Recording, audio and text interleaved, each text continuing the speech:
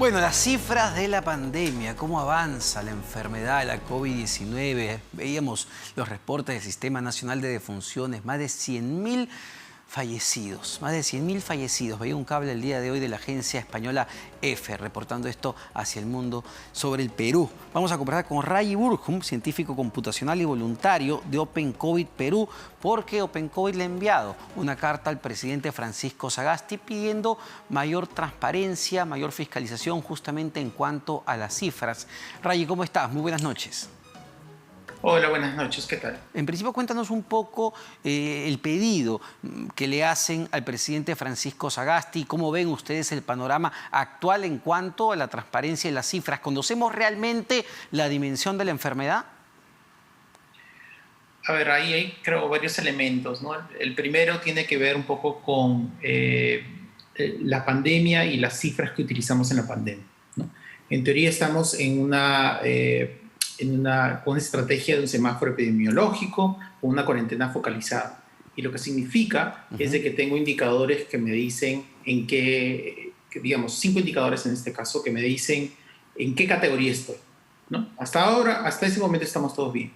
El problema es que no tenemos publicados los valores de los indicadores y no ha habido ninguna indicación que te diga estos son los valores que te categorizan en esta categoría, estos son los valores que te ponen en esta otra categoría, ¿no? Y sin tener eso estamos perdiendo una información fundamental, ¿no? Es la manera de los ciudadanos de saber si es que realmente tienen que estar en cuarentena y que tienen que salir de cuarentena, si es que está yendo bien, si es que está yendo mal. Es decir, Ray, no nos están diciendo en función a qué criterios me ponen arriba, al medio o abajo.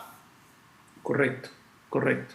Entonces, ese es algo fundamental. Lo que pasó fue que durante el anuncio que hubo de la cuarentena focalizada, el semáforo epidemiológico, hubieron problemas de comunicación en ese anuncio. Entonces, las preguntas, en vez de ir por ese lado, se centraron más en qué nos han dicho, en fin, ¿no? En qué categoría estoy, nos van a encerrar, no nos van a encerrar, ese tipo de cosas. Pero creo que una cosa fundamental es saber qué es lo que te pone en una categoría y qué es lo que te saca, ¿no? Es parte de un proceso formal que tenemos.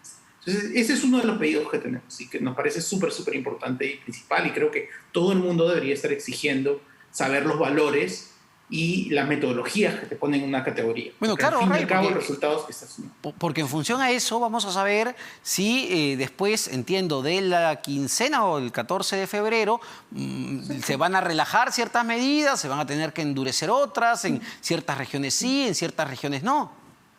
Claro, en teoría, si esos indicadores estarían publicados diariamente en un website, algo así como lo hacen todos los otros países, tú deberías de saber si ya estás en camino a eso hoy, o mañana, o pasado mañana, ¿no? Sabiendo un traqueo diario.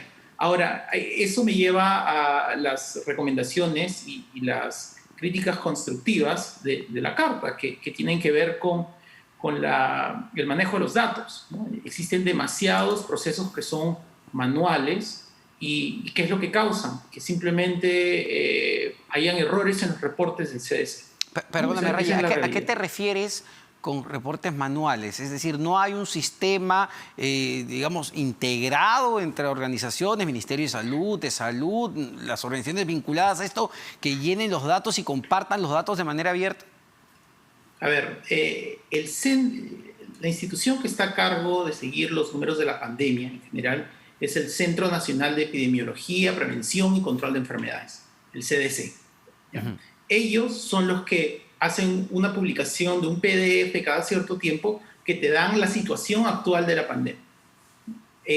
Esos PDFs normalmente salen cada ciertos tiempos, hay varios PDFs que salen, tienen errores básicos, ¿no? Tienen errores básicos, a veces son columnas que se suman, que no encajan, números de pruebas que de un día a otro se reducen, las pruebas acumuladas, esos números nunca se deberían de reducir. Pero ¿cómo es eso posible? ¿Cómo las pruebas se van a reducir? Es una buena pregunta. O sea, lo que está pasando ahí es que, y luego se corrigen en el siguiente reporte. Entonces, lo que está sucediendo es que hay varios procesos manuales. ¿Cuántos son manuales? No sabemos. Por eso estamos pidiendo una auditoría externa que venga y que revisen los procesos del CDC. ¿Por qué?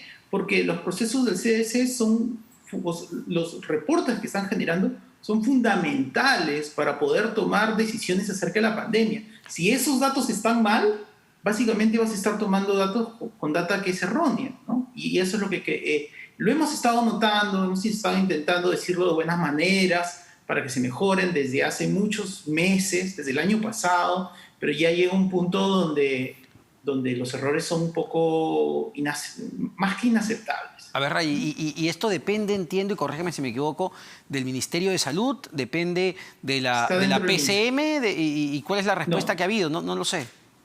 Es dentro del MINSA, ¿no? Es una institución dentro del MINSA, es una institución, tienes el INS, tienes el CDC, ¿Ya? Hay dos viceministerios, en fin, es dentro del Ministerio de Salud.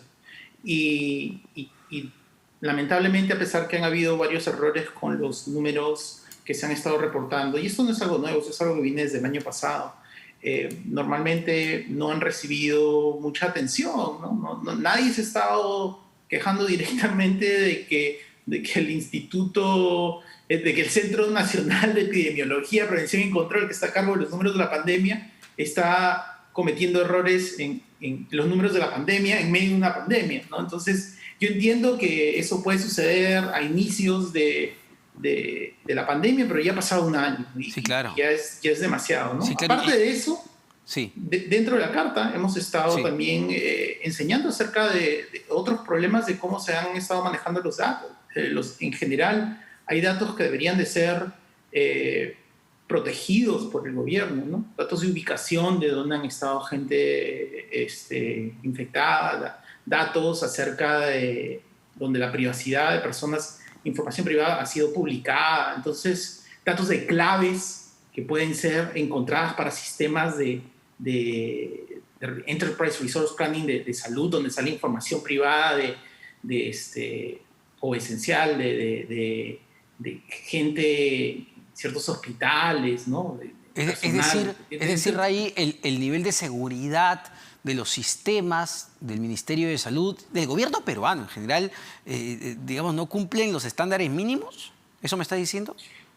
Lo que estoy diciendo es de que la gente que está a cargo de ciertos datos que son privados y que están siendo confiados al gobierno, están siendo manejados de manera negligente por ciertas personas, ¿no? Cuando hay claves que acaban en servidores públicos, cuando estás utilizando datos privados de ciudadanos, que estamos confiando que no vas a publicar, que vas a cuidar esos datos, están acabando en servidores sin encriptación, están acabando en servidores donde no deberían de estar. Entonces, ese movimiento de esos datos internos a servidores públicos debería ser revisado y en realidad no debería de pasar.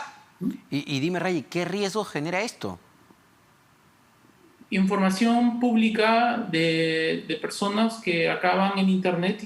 Cualquier persona puede enterarse de la ubicación de todas las personas que habían estado contagiadas, dónde viven, ¿no? ¿Cuál es el teléfono de esas personas, los DNIs, los resultados de sus pruebas, en fin, un montón de información privada, ¿no? Una última pregunta, Ray. Entiendo que también le hacen un pedido a la Contraloría. En ese caso, la pregunta que estábamos haciendo era cuál era la institución que tenía que estar, digamos, haciendo una revisión, ¿no?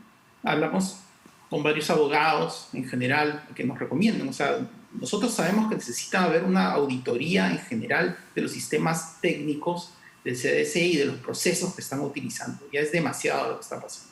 La recomendación que nosotros recibimos fue, es la Contraloría.